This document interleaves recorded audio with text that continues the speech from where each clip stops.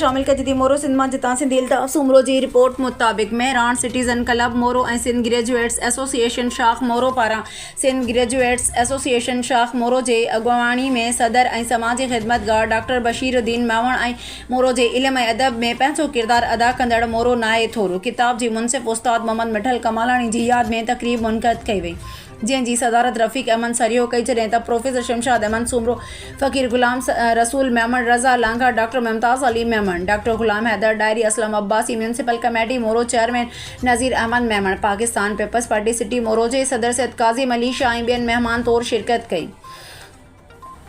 उन मौक़े ते ॿिन्हिनि शख़्सियतुनि जे कयल सियासी समाजी इल्मी अदबी ऐं इंसानी ख़िदमतनि ते रोशनी विधी वई। उन्हनि में छॾियल मिशन खे पूरो करण जो वचन वरजायो वियो जॾहिं त हिन तक़रीब में हर मुख़्तलिफ़ फ़िक्र सां तालुक़ रखंदड़नि वॾे अंग में शिरकत कई। बशीर जे हवाले सां त मां इंतहाई शुक्रगुज़ार आहियां उन जे फर्ज़ंद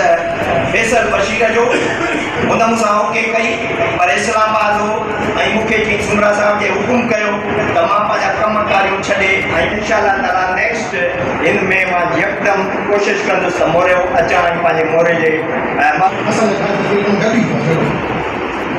साईं इंतहाई नफ़ीस क़िस्म जो डॉक्टर उन इंतहाई महिनत करण वारो माण्हू जीअं साईं काज़िम अली शाह चयो त शफ़ा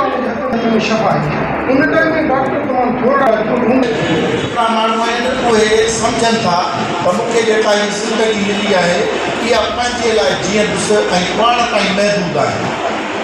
इहा बि ज़िंदगी आहे ऐं अॼु जे दौर में इहा ई ज़िंदगी लिखी थी वञे त मूंखे ॾोकड़ कमाइणा आहिनि ऐं सुठी गाॾी रखणी आहे सुठो बंगलो रखिणो आहे सुठो घरु रखिणो आहे पाण ताईं जीअणो आहे। हाणे जेकॾहिं मां पाण लाइ जीअं थो त मां कुझु बि कोन आहियां। ज़िंदगी समाज सां सलाहियल आहे। समाज जेसिताईं बहितर न आहे जेसिताईं सॼो समाज